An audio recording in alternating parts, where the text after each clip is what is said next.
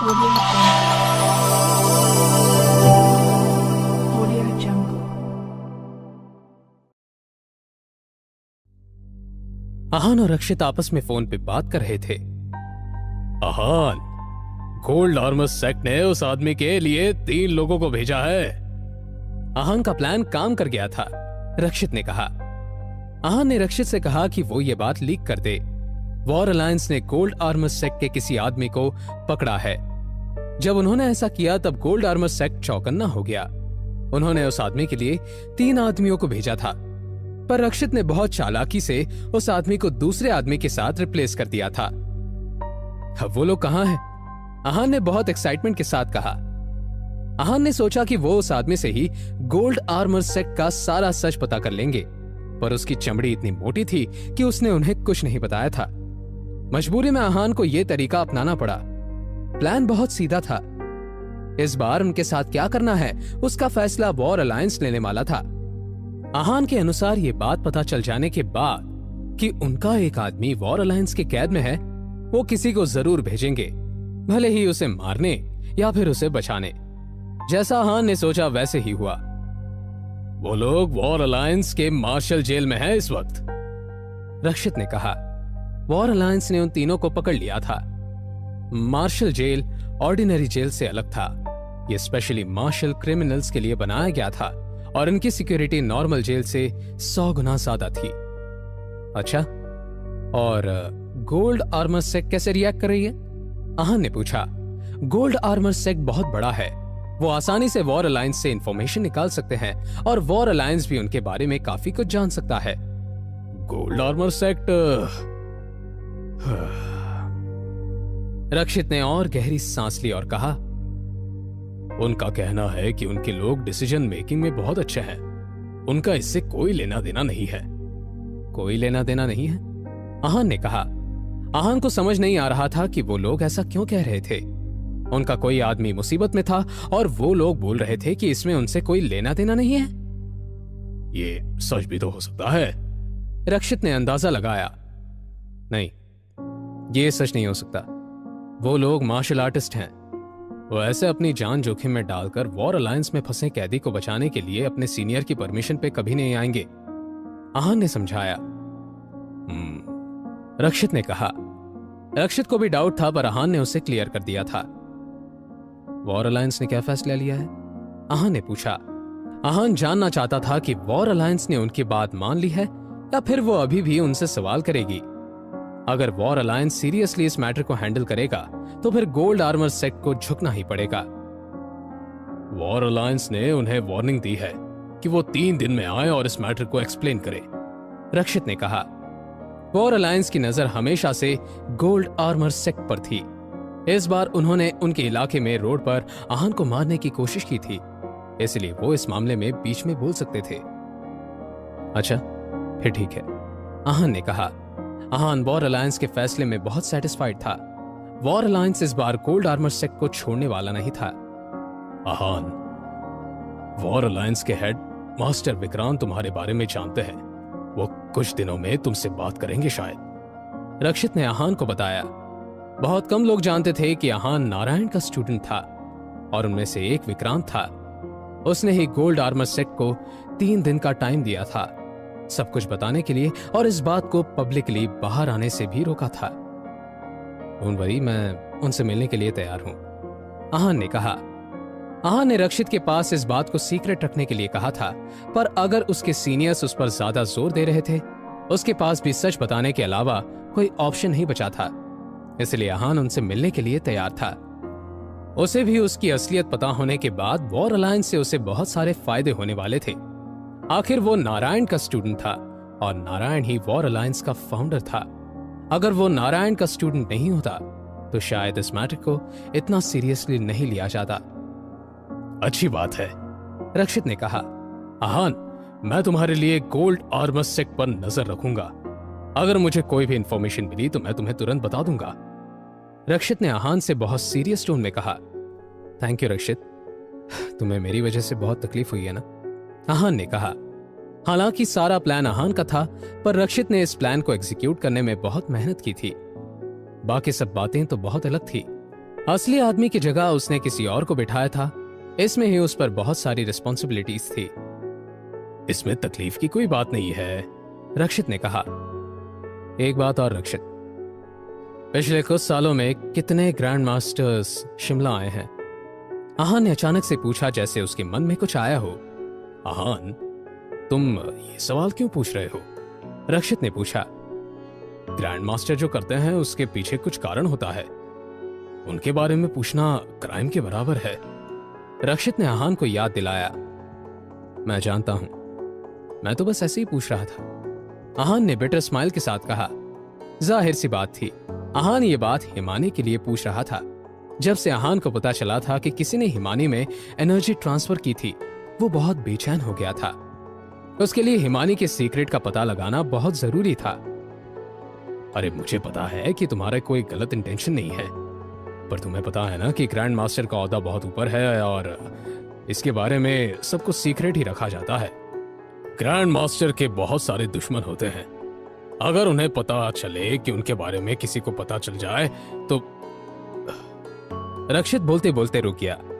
Grand master भले ही बहुत powerful हैं, पर उनके दुश्मन बहुत थे। अगर कुछ ग्रैंड मास्टर मिलकर किसी ग्रैंड मास्टर पर अटैक करने की सोच रहे हैं तो फिर वो नहीं बच सकते थे। ऐसा पहले भी हुआ था। एक ग्रैंड मास्टर ने 3 ग्रैंड मास्टर के सामने दम तोड़ा था। उन्होंने अपना ग्रुप बनाकर उस ग्रैंड मास्टर की जान ली थी। तब से मार्शल आर्ट अलायंस ने ये रूल बना दिया था कि कोई भी ग्रैंड मास्टर के बारे में कुछ नहीं पूछ सकता।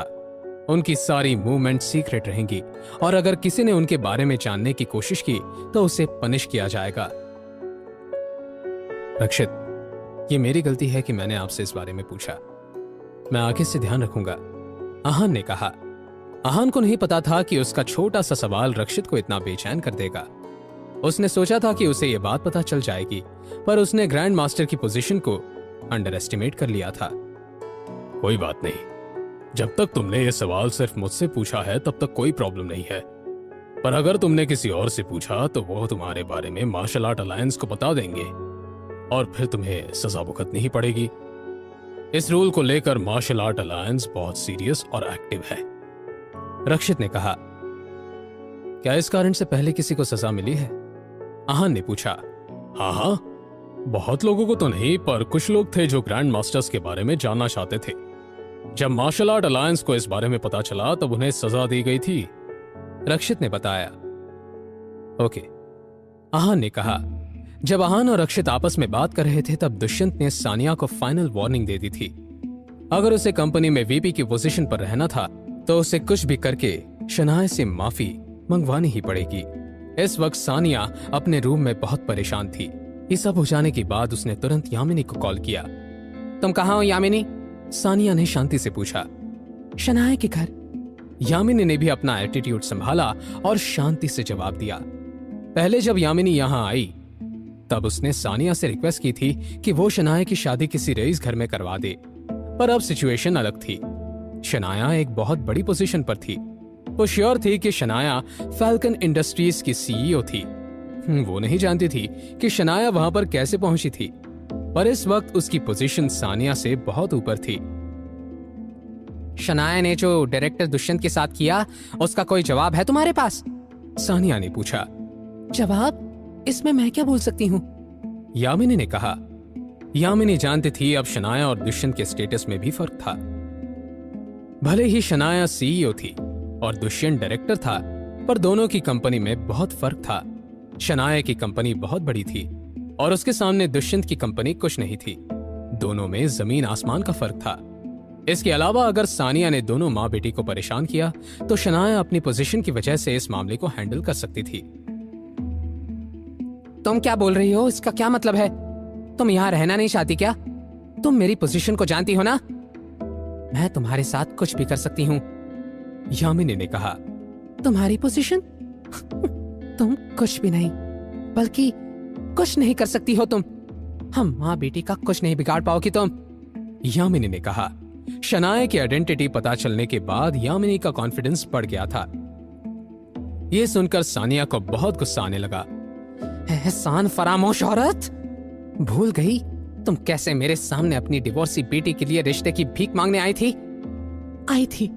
पर अब तुम मेरी शनाया के बारे में बकवास नहीं कर सकती। पहले जो हुआ सो हो गया, अब अपनी जुबान से शनाया का नाम इज्जत से लेना। यामिनी ने कहा, क्या अब क्या तुम्हारी बेटी के पर निकल आए हैं? वो आज भी डिवोर्सी और यूजलेस ही है। सानिया ने कहा, शट अप सानिया, मेरी बेटी को यूजलेस बोलने की जरूरत नहीं है। मेरी बेटी के लिए रिश्तों की लाइन लग जाएगी, मुझे तुम्हारी मदद की कोई जरूरत नहीं है। यामिनी ने कहा, ऐसा भी क्या हो गया जो तुम्हारे तेवर इतने बढ़ गए? मत भूलो कि मेरी पोजीशन और तुम्हारी बेटी की पोजीशन में बहुत फर्क है। सानिया ने कहा, अच्छा, तुमने फैल्कन इंडस्ट्रीज के बारे में सुना है? यामिनी ने पूछा। यामिनी बहुत वक्त से सानिया को शनाया की असलियत बताने का मौका ढूंढ रही थी। अब उसे वो मौका मिल गया था। हाँ, फैल्कन के बारे में तो सब जानते हैं, मेडिकल में बहुत बड़ी इंडस्ट्री है वो। तो सानिया ने पूछा, तो तुम्हें पता है कि शनाया कहाँ काम करती है? यामिनी ने पूछा, तुम ये कहना चाहती हो कि तुम्हारी बेटी फैल्कन में काम कर रही है? अगर ऐसा है तो मैं बोलूंगी कि तुम बहुत ज्यादा सोच रही हो। भले ही फैल्कन बहुत बड़ी कंपनी है, पर अगर तुम सोच रही हो कि एक लो लेवल एम्प्लॉय की बहुत इज्जत होती है तो तुम गलत हो। सानिया ने कहा। सानिया ने सोचा कि यामिनी सिर्फ शनाया को फैल्कन में जॉब मिल जाने की वजह से इतना इतरा रही थी। सानिया जानती थी कि फैल्कन इंडस्ट्रीज बहुत बड़ी कंपनी थी। शनाया को अगर वहां जॉब मिल भी गई थी तब वो एक लो लेवल एम्प्लॉय से ज्यादा कुछ नहीं थी। वहां सानिया ग्रैंड होराइजन ग्रुप की वीपी थी। दोनों के स्टेटस में जमीन आसमां का फर्क था। लो लेवल एम्प्लॉय का कोई स्टेटस नहीं होता होगा, पर सीईओ का तो होता है ना? यामिनी ने बहुत प्राउडली कहा। तुम कहना क्या चाहती हो? यामिनी की ये बात सुनकर सानिया पर जैसे आसमान गिर गया। मैं क्या कहना चाहती हूं? एक काम करो, एक बार फैल्कन इंडस्ट्रीज के नए सीईओ के बारे में नेट पर पढ़ लो। यामिनी ने कहा। सानिया ने हमेशा अपनी पोजीशन का रौब जमाया था। अब यामिनी की बारी थी, इसलिए वो चूकना नहीं चाहती थी। वो शनाया की पोजीशन के बारे में बहुत एरोगेंटली सानिया को बताना चाहती थी। यामिनी ने इतना कहकर तुरंत फोन रख दिया। फोन की एंगेज लाइन सुनकर सानिया को बहुत अजीब लगने लगा। उसने सोचा कि यामिनी हमेशा से उसके सामने शांत रहती थी, पर आज बहुत एरोगेंट थी। क्या यह सच था कि शनाया फैल्कन की सीईओ बन गई थी? सानिया यह भी जानना चाहती थी कि बिना किसी वजह के यामिनी के तेवर इतने नहीं बदल सकते थे। कुछ तो बात थी जिसकी वजह से यामिनी ऐसे बिहेव कर रही थी। सानिया ने यामिनी की बात मानने का फैसला कर लिया था। उसने अपना इंटरनेट ब्राउजर खोला और फैल्कन के नए सीईओ के बारे में जाना। सीईओ के साथ शनाया गिल नाम देखकर सानिया की आंखें खुली की खुली रह गई और उसके हाथ से फोन नीचे गिर गया। ऐसा नहीं हो सकता, ऐसा कैसे हो सकता है? सानिया खुद से ही बड़बड़ाने लगी। उसका दिमाग इस वक्त बहुत खराब हो रहा था। क्या अब सानिया सुधर जाएगी या वो शनाया की जिंदगी में नई प्रॉब्लम क्रिएट करेगी? जानने के लिए सुनते रहिए सीक्रेट अमीरजादा।